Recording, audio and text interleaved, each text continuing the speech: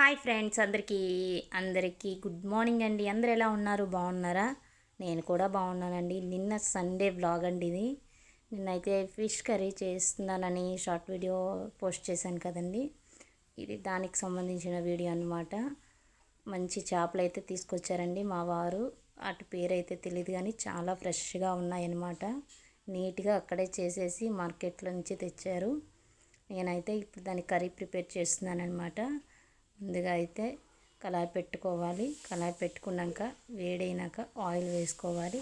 నేను ముందుగుండానే onion paste అయితే చేసేసుకున్నానండి. Only onion, అందులో 2 టమాటాలు అయితే వేసి పేస్ట్ చేసుకున్నాను. ఆయిల్ వీటెక్కకైతే ఈ పేస్ట్ అయితే అందులో వేసుకోవడమేను.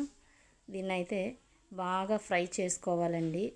చేపలకి పచ్చి వాసన పోయేదాకా బాగా ఫ్రై చేసుకోవాలన్నమాట. టమాటా ఓన్లీ ఆనియన్ మాత్రమే పేస్ట్ చేశానండి. ఎందుకంటే నాకు సపరేట్గా అల్లం వెల్లుల్లి పేస్ట్ ఉందన్నమాట. అదైతే ఇందులో యాడ్ చేసుకుంటాను. ఇందులోకి 2 పచ్చిమిర్చి, కొద్దిగా కరివేపాకు అయితే వేసుకున్నాను.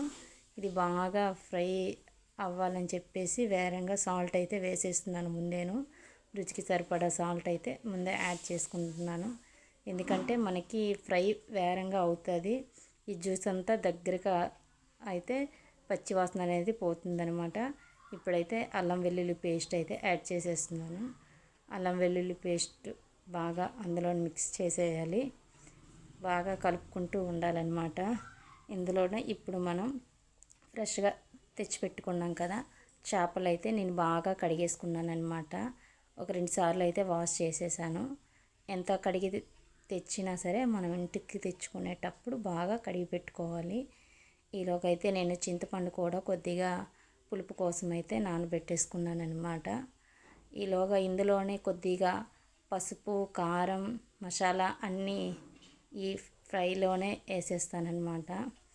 మంచి మిర్చి కారం అనమాట. చేపలకి చాలా బాగుంటుందండి. కొద్దిగా ఇందులో అయితే వేసుకోవాలి కారం. రుచికి సరిపడినంత అయితే కారం అయితే వేసేసుకున్నాను. నెక్స్ట్ ఇదైతే ధనియాల జీలకర్ర పొడి అండి. ఇదైతే ఇందులో ఇప్పుడే వేసేసుకోవాలి. ఈ మసాలాకైతే బాగా పడుతుందన్నమాట. ఇప్పుడైతే ఇది బాగా అంతా కలిపేసుకొని చూసారా గ్రేవీ లాగా అయితే వచ్చేసింది ఈ ఆనియన్ పేస్ట్. మనం ఇప్పుడు ఇందులోనైతే డైరెక్ట్గా నేను చింతపండు అయితే వేయనండి. చేపలు అయితే ఒక్కసారి అయితే లైట్గా ఫ్రై చేస్తానన్నమాట. అవి అటు ఇటు ముక్క విరగపోదు అన్నట్టుగా నేను ఫ్రై చేస్తాను. చాలామంది ఈ చేపల పులుసు మరిగేటప్పుడే వేస్తారు. ఈ పులుసు మరిగేటప్పుడు ముక్కలు వేస్తారనమాట. నేనైతే అలా చేయనండి. నేను ఎప్పుడు ఇలానే చేస్తాను. కానీ మనకి పీస్ అనేది అస్సలు విరిగిపోదు. అంటే మనం దానికి విరగకుండా దాన్ని కలుపుకోవడంలోనే ఉంటుందన్నమాట. లైట్గా స్టెప్ బై స్టెప్ అయితే ఇలా అయితే దీనికి మసాలా అంటేటట్టు ఇదైతే కొద్దిగా దానికి మసాలా అయితే పడుతుందన్నమాట.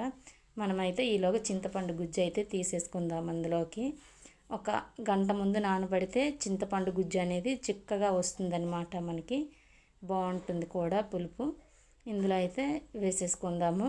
ముక్క మునిగినంత అయితే పులుపు వేసుకుంటే సరిపోద్దండి. మరీ ఎక్కువ వేసేసిన రుచి అయితే బాగోదు.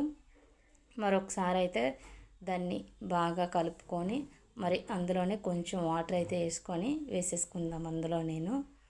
కానీ చేపలు ఇలా ట్రై చేసి చూడండి ఫ్రెండ్స్, చాలా బాగుంటాయి.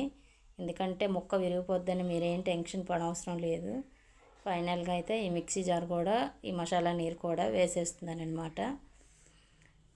మంచి స్మెల్ అయితే వస్తుందండి. చేపల్లోకి కొత్తిమీర లాస్ట్లో యాడ్ చేసుకుంటే బాగుంటుంది. ప్రజెంట్ అయితే మన ఇంట్లో లేదు. నేనైతే సింపుల్గానే ఇంట్లో ఏమున్నాయో ఆ ఇంగ్రీడియంట్స్ తోటి చేపల పులుసు అనేది ప్రిపేర్ చేస్తున్నాను. మీరు ఇలా ట్రై చేయండి. తప్పకుండా టేస్ట్ అయితే సూపర్గా వస్తుంది. దీనికైతే ఇప్పుడు మూత అయితే పెట్టేసుకుందాం. మనం ఒక 10 నిమిషాలు, ఒక 7-8 నిమిషాలు అయితే మూత అయితే పెట్టేసుకుందాం. ఇప్పుడు మూత అయితే మనం తీసి చూద్దాం. చేపలు అయితే ఎక్కువసేపు ఉడకనవసరం లేదు కదండి.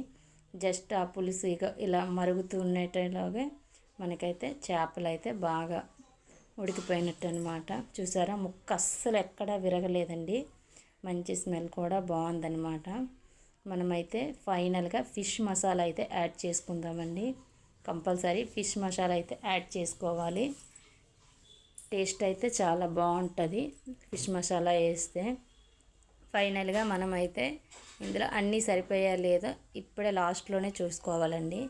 ఎందుకంటే తర్వాత ఉప్పు అవి సరిపోకపోతే మనకి టేస్ట్ అనేది తెలియదు కదా. ఇవేంటంటే మంచి చేపలండి. ముక్క అయితే చాలా బాగుంది. కొద్దిగా ఉప్పు అయితే తక్కువ అనిపించింది, కొంచెం ఇప్పుడే యాడ్ చేసేస్తున్నాను అనమాట. ఫైనల్గా అయితే మనకి చేపల కర్రీ అయితే రెడీ అయిపోతుందండి. చాలా బాగుంటుంది. మన వీడియో చూసి ఎలా ఉందో కామెంట్ చేయండి తప్పకుండా.